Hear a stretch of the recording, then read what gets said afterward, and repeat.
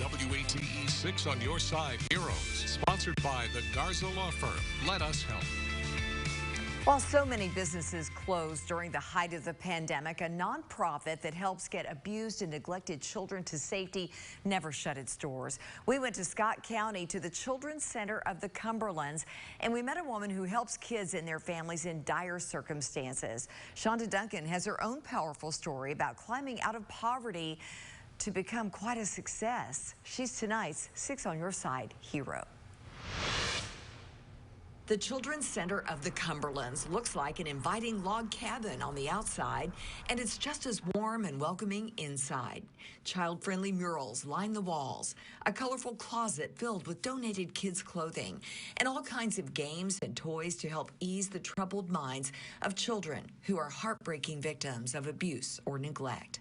There's even a support dog, Lucia, who's known to sit for hours in court right at the feet of a child who has to testify. It takes a team to make this work with support from the Women's Fund of East Tennessee. We take that money and we utilize it to best fit the need at that time, whether it be extra clothing, whether it be food, whether it be supplies for our counselors to equip them in their therapy sessions.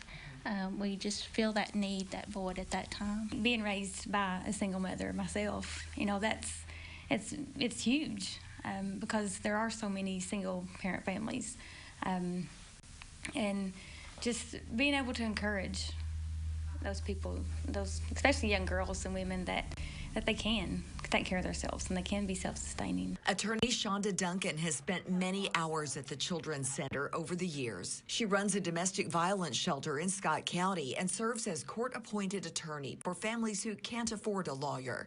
She knows what it's like to go without. These are blurry snapshots of her own childhood, steeped in poverty. There was times that, the electricity would be shut off, the water would be shut off. We lived in a camper for a while. Homelessness was an issue. Sometimes we just have to stay with family members. When we couldn't pay the rent, it was tough. College was never part of the family vocabulary. When you grow up so poor,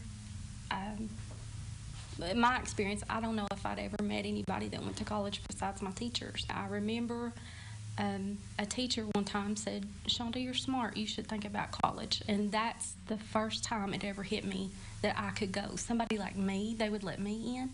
And so that changed everything for me once I realized that I could go. Shonda's family did not have a car, so she chose the one college that was in walking distance, Roane State, where she got her associate's degree in paralegal studies, became a police officer with Oneida PD, always with an eye out for the safety of children and the desire to continue her post-secondary education. She earned her bachelor's degree, then her master's. And then my last class, I had a professor that mentioned that he felt like I should go on. I should go to law school. So then that's when I started thinking about law school. Duncan graduated from LMU with her law degree. Her husband and 2 children there, showing such pride. Her hard work is making a difference in the community she calls home. I feel like I can use what I was able to accomplish to help other people that's in my situation.